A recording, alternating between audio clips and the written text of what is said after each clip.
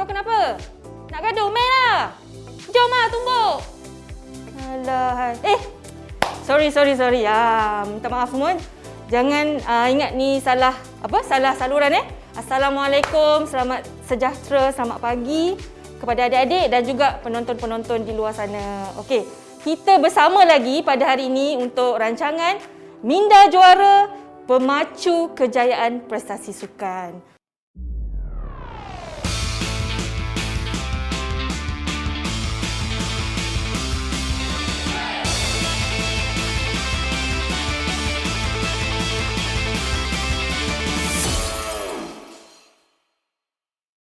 Tadi itu sebenarnya adalah lakonan semata-mata.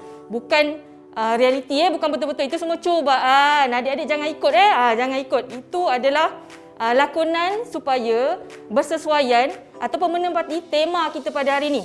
Topik kita pada hari ini adalah aplikasi psikologi sukan dalam menangani keagresifan dalam sukan. Okey, tadi adik dah saksikan apa kata-kata yang berunsurkan kemarahan, ada aksi menyepak tong sampah. Itu adalah antara tindakan-tindakan agresif yang berkemungkinan adik-adik pernah lakukan ataupun sesiapa saja di luar sana pernah lakukan ataupun kemungkinan pada satu masa nanti kita semua akan lakukan benda tu. Okey. Apa itu tindakan agresif? Keagresifan dalam sukan ni. Apa dia? Ianya boleh ditakrifkan ataupun didefinisikan sebagai perbuatan atau tindakan yang boleh menyebabkan kecederaan kepada benda bukan hidup dengan niat ataupun dengan matlamat untuk mencederakan seseorang itu ataupun memenangi sesebuah perlawanan ataupun memperolehi kejayaan. Dan juga tindakan ataupun kelakuan agresif ini juga merujuk kepada apa saja tindakan ataupun tingkah laku kita kepada benda yang bukan hidup. Dengan niat untuk merosakkan ataupun menyebabkan kerugian, kerosakan terhadap benda-benda tersebut. Okey, sebagai contohlah, kalau benda bukan hidup, kita menghamburkan kata-kata kemarahan, berunsur carutan kepada pihak lawan ataupun jurulatih ataupun pengadil. Manakala pula, tingkah laku agresif kepada benda bukan hidup. Sebagai contoh, seorang pemain bola ataupun seorang pemain hoki selepas habis perlawanan ataupun di masa rehat, dia merosakkan bilik persalinan, pintu bilik persalinan. Itu biasa semua tengok kan? Macam tadi saya sepak tong sampah. Itu semua benda bukan hidup. Itu pun adalah contoh-contoh tindakan agresif kepada benda hidup dan juga benda bukan hidup. Tadi adik-adik dah tengoklah kan? Dah faham dah. Apa dia tindakan agresif, apa dia tingkah laku agresif. Okey? Tapi dia ada bermacam-macam matlamat. Sebenarnya ada yang nak mencederakan seseorang, ada yang tujuan untuk merosakkan apa sahaja benda-benda yang bukan hidup, peralatan ke. Dan juga ada juga dengan tujuan untuk memperolehi kejayaan dalam sesebuah perlawanan. Tapi dia sebenarnya banyak tau jenis-jenis tindakan agresif ni. Jom kita saksikan jenis-jenis tindakan agresif dalam sukan dalam video ni. Okey? Jom.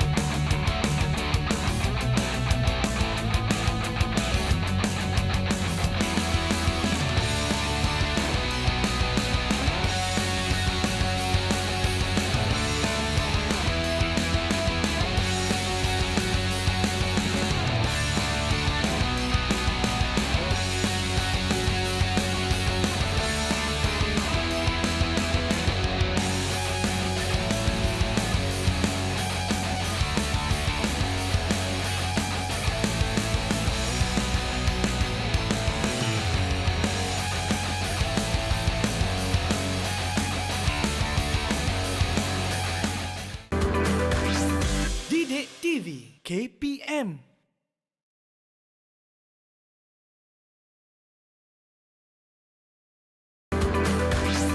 Didik TV KPM.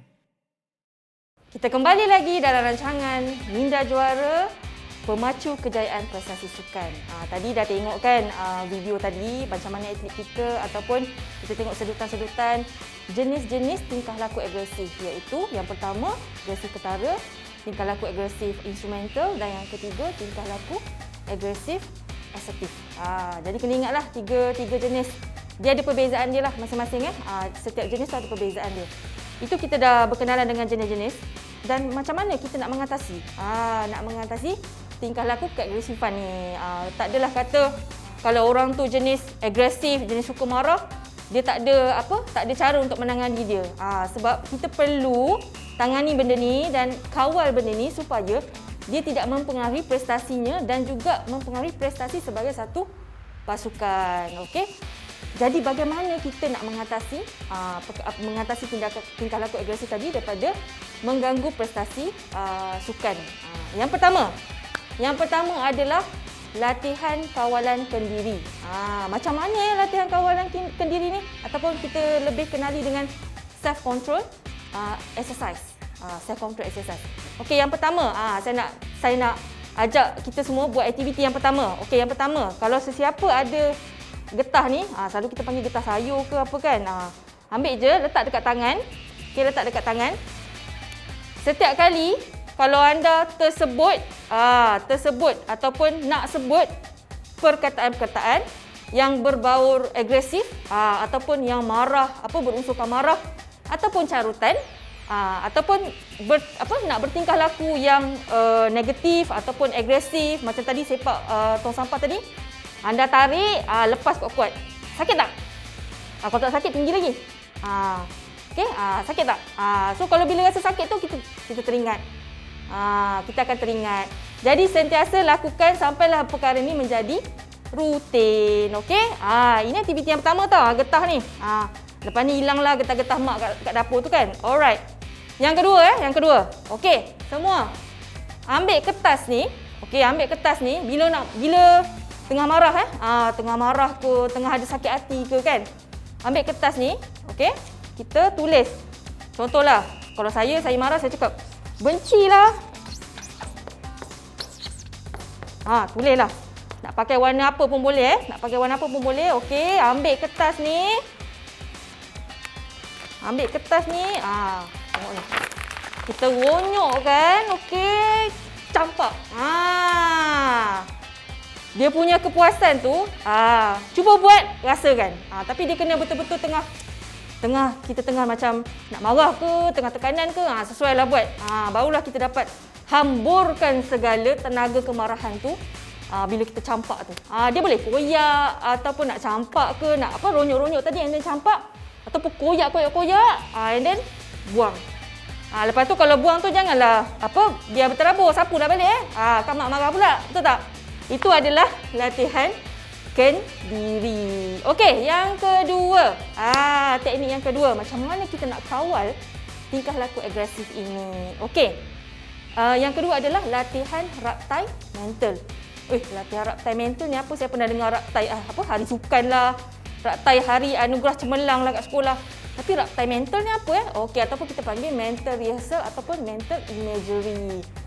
Caranya adalah sebelum sesuatu itu terjadi ataupun faktor-faktor, situasi-situasi yang menyebabkan kelakuan agresif itu berlaku, kita duduk dalam keadaan yang selesa.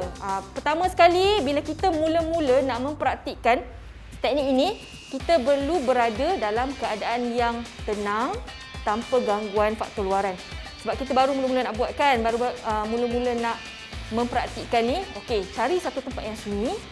Okey, dan kita boleh buat dalam keadaan baring ataupun duduk. Okey. Bayangkan apa sahaja situasi-situasi yang boleh menyebabkan emosi marah kita tu tadi ataupun emosi geram itu boleh terjadi. Ataupun kalau susah sangat, bayangkan balik pengalaman-pengalaman ketika pertandingan yang lepas ataupun pengalaman-pengalaman dalam situasi lain yang pernah berlaku yang masa tu kita marah sangat. Kita marah sangat, okey, bayangkan, okey. Bayangkan benda tu and then kita praktikkan dalam minda kita. Kita menanganinya dalam minda kita. Kita boleh gunakan pelbagai teknik. Ada teknik relaksasi, ada teknik imagery, ada teknik tadi yang kawalan yang kita belajar tadi, aktiviti-aktiviti kawalan diri tu, tu pun boleh praktikkan. Kita praktikkan dalam minda kita macam mana kita secara perlahan menangani tindakan-tindakan agresif tadi dalam minda kita. Kita buat dalam minda kita dulu tau. Ni bukan betul-betul lagi. Kita mempraktikkan dalam minda kita. Itu yang kita panggil latihan raktai mental. Okey. Dan secara perlahan, macam mana kita nak praktikkan ataupun amalkan ketika dalam situasi pertandingan. Okey, pada hari pertandingan. Okey, pagi ke ataupun dalam 2-3 jam ataupun 1 jam sebelum pertandingan, anda dah buat latihan raktai mental ataupun imagery di dalam fikiran anda ataupun dalam fikiran anda. Bayangkan situasi kejap lagi kalau ataupun sekiranya anda akan ada faktor-faktor yang akan menyebabkan anda bertingkah laku agresif. Okey, anda bayangkan situasi tu, macam mana anda kontrol, macam mana anda kawal, macam mana anda tanganinya dalam fikiran anda. Supaya apa yang anda fikir, apa yang anda cakap tu, okey, itu yang anda akan lakukan di dalam pertandingan. Tapi dengan syarat kena selalu praktis lah. Jangan tak pernah buat, tiba-tiba 1 jam sebelum game nak buat. Lepas tu, salah lah Kak Azura ajar. Tengok hari tu di TV kata boleh hilangkan boleh kontrol, boleh kawal tindakan agresif. Sama juga. Saya still marah je, tak boleh pun. Nak marah je main. Kena praktis. Jangan time hari game tu ataupun hari pertandingan tu baru nak buat. So, practice make perfect. Okey. Itu adalah teknik yang kedua. Okey, teknik yang ketiga. Teknik yang ketiga ini penting. Komunikasi antara jurulatih dan rakan sepasukan dan juga antara rakan sepasukan dengan rakan sepasukan yang lain. Komunikasi macam mana? Jurulatih kena faham. Kalau dalam keadaan genting, okey, dalam keadaan tertekan, janganlah cakap benda-benda yang lagi menambahkan tekanan. Biasalah kita semua penat, kita semua tertekan. Sama juga rakan sepasukan. Kalau awak tahu rakan anda tu tengah nak marah ataupun dia memang ada potensi untuk bertingkah laku negatif, menghamburkan perkataan-perkataan yang berunsurkan agresif, kawal anda punya tindak balas terhadap dia. Percakapan anda, komunikasi verbal, komunikasi bukan verbal, bahasa tubuh anda tu kena kawal. Jangan mencetuskan sesuatu yang boleh menaikkan lagi kemarahan dia. Jadi ini adalah komunikasi antara jurulatih, rakan sepasukan dan sebagai satu pasukan. Okey, penting sangat komunikasi ni. Okey. Itulah antara teknik-teknik cara-cara untuk mengawal ataupun menangani tingkah laku agresif dalam sukan. Kita berehat dulu, kita akan kembali selepas ni dengan teknik-teknik yang lain.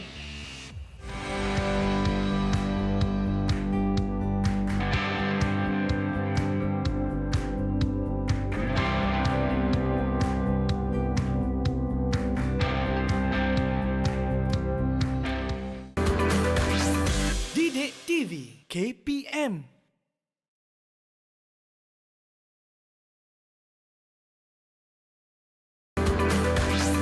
Didik TV KPM.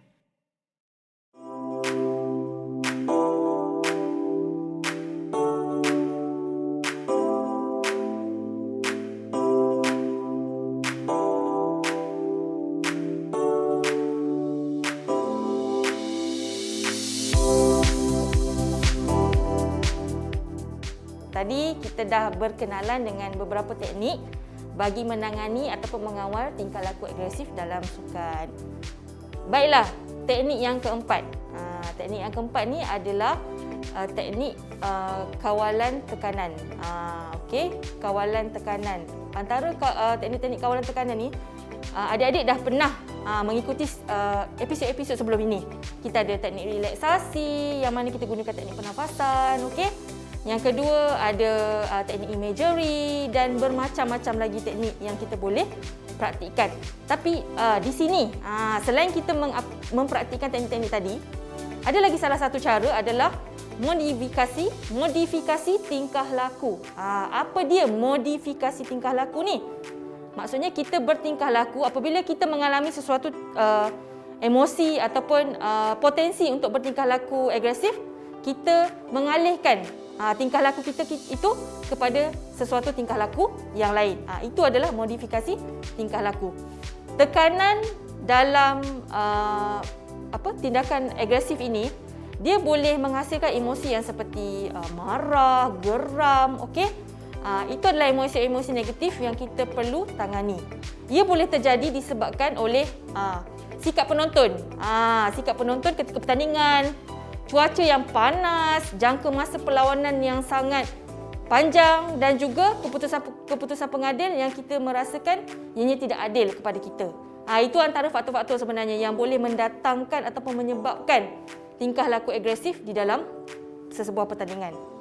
Okey, kita berbalik kepada modifikasi tingkah laku. Okey, apabila adik-adik berasa macam nak marah ataupun berasa tekanan, berasa mulalah nak memukul lah, nak merosakkan benda-benda di sekeliling lah, ataupun nak menghamburkan kata-kata kemarahan kepada orang-orang yang berada di sekeliling, kita alihkan kita punya perhatian kepada tingkah laku yang lain. Tingkah laku yang lain ni maksudnya perkara-perkara yang kita suka lakukan. Dia boleh menjadi hobi ataupun apa saja yang berada di sekeliling kita. Sebagai contoh, sekiranya adik-adik berada di rumah, tekanan itu datang, mulalah nak marah, rasa nak pukul, nak tumbuk pintu, nak tendang tong sampah macam tadi. Kita alihkan perhatian, cari contoh pergi kat luar rumah tu, ada rumput-rumput tu, ambil cangkul, bersihkan. Ambil cangkul, bersihkan, tebang rumput. Macam contoh saya, kalau keadaan tekanan ataupun stres ke, saya suka bercucuk tanam. Contoh, saya suka menjahit. Jadi bila rasa stres ataupun tertekan, kita alihkan perhatian kita, pergi cari kain ke, pergi kat luar ke, dekat pokok-pokok tu, kita melakukan tindakan-tindakan atau aktiviti-aktiviti tersebut. Jadi adik-adik kena cari sesuatu yang anda minat. Anda minat ataupun anda suka buat. Sebab apa? Bila anda mengalihkan perhatian anda kepada sesuatu yang anda minat, anda dapat alihkan perhatian yang tadi tu, yang nak marah, nak geram tu, nak cakap bukan-bukan tu. Bila anda buat sesuatu yang anda suka, anda akan alih perhatian dan fokus kepada perkara yang anda suka buat. Macam ada orang yang suka memancing lah, kan? Kalau kata ada motor, suka repair motor. Ada juga yang suka repair motor. Daripada nak marah-marah, nak maki-maki orang tu, pergi cari something yang kita suka buat. Itulah yang dimaksudkan dengan modifikasi tingkah laku. Okey, tadi kita dah berkenalan dengan 4 teknik. Kalau saya boleh ulang balik, yang pertama tadi adalah kawalankan diri. Kita ada 2 aktiviti tadi. Guna getah lah, campak kertas. Yang kedua tadi adalah komunikasi antara jurulatih, rakan sepasukan dan juga sesama satu pasukan. Yang ketiga, latihan raptai mental ataupun latihan imagery. Situasi yang menyebabkan keagresifan itu berlaku dan bagaimana kita menangani. Kita buat raptai dalam minda. Dan yang keempat, tadi saya baru cakap adalah modifikasi tingkah laku. Melakukan sesuatu tingkah laku ataupun aktiviti yang kita suka ataupun minat. Okey. Daripada tadi kita dah berkenalan di peringkat awal tadi, dah ada lakonan keagresifan, menghamburkan kata-kata kemarahan, definisi. Adik-adik semua dah faham ataupun tahu apa yang dimaksudkan dengan agresif itu dalam sukan.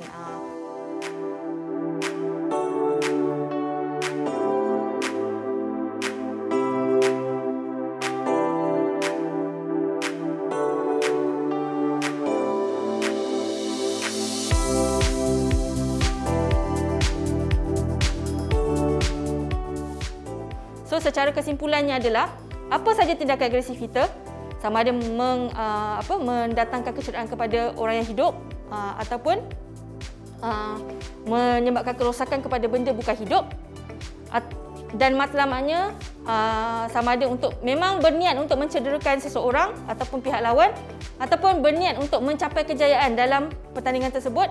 Apa saja matlamatnya, apa saja jenis keagresifan tersebut, ia tetap tidak boleh dilakukan. Ia tetap salah. So memang tak boleh, tak ada istilah boleh buat.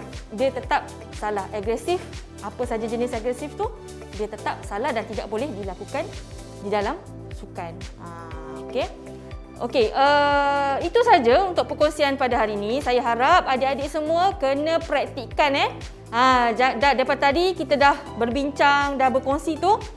Sila praktikkan di rumah, okey, bagi memantapkan lagi kemahiran sukan, kemahiran psikologi sukan untuk tujuan kejayaan dalam prestasi anda. Okey, dengan itu berakhirlah episod kita pada hari ini. Ingat adik-adik, teruskan jaga SOP, okey. Elakkan tempat yang sesak, okey. Jaga penjarakan sosial, okey. Kita jumpa lagi di episod akan datang dengan topik-topik yang lebih menarik. Sekian saja daripada saya. Wabillahi taufiq wa hidayah. Wassalamualaikum warahmatullahi wabarakatuh. Bye.